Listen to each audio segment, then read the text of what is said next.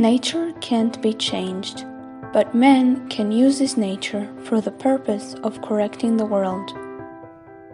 This means that he can use each and every trait in a way that brings correction to the world, rather than its destruction, similar to matters concerning the physical world. For example, it is commonly known that fire is harmful. If a fire breaks out, it devours and burns bodies and property. However, at the same time, when we use fire as needed, it brightens the night, it heats our houses in winter, and it cooks our food.